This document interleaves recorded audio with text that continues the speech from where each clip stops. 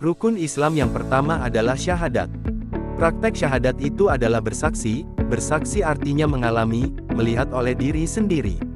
Bukan hanya mengucapkan. Tidak sesuai dengan apa yang diperintahkan apabila hanya cukup sebatas mengucapkan. Batal kedudukannya. Bersaksi, itu adalah kalimat aktif. Present tense. Lalu bagaimana cara prakteknya? Yang pertama, harus temukan dulu Rasul di zaman sekarang, karena Rasul ada di setiap zaman, tali wasilah Allah tidak akan pernah putus.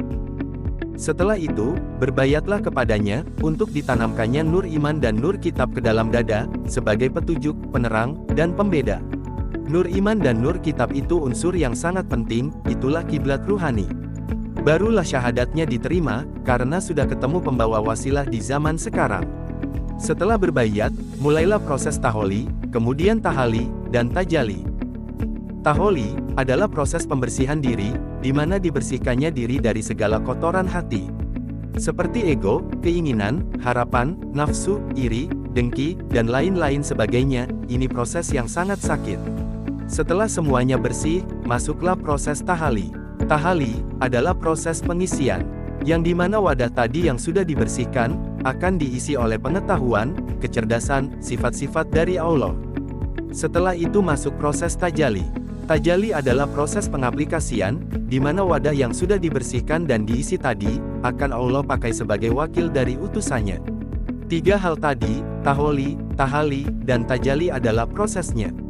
Sedangkan prakteknya yaitu 1. Wirid sendiri. Wirid sendiri ini pun tidak sembarangan, ada kaifiatnya. Karena ini zikir yang membersihkan, bukan zikir mengisi yang malah nyampah. 2. Wirid berjamaah. Wirid berjamaah ini pun sama, ada kaifiatnya. Hanya saja dilakukan bersama-sama. Dan kaifiatnya khusus.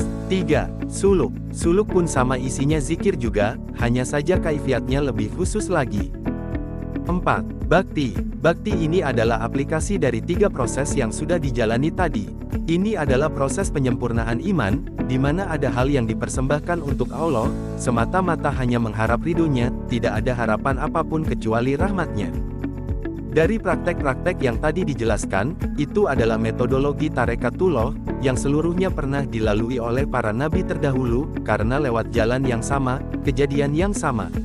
Sistemnya dari dulu tidak pernah berubah. Itulah agama yang marifatullah, agama samawi, agama langit. Agama yang langsung turun dari Allah Subhanahu wa Ta'ala sendiri. Allah sendiri yang mengajarinya, lewat Rasul di zaman ini. Bukan agama yang berasal dari bacaan, yang tidak jelas arah dan tujuannya.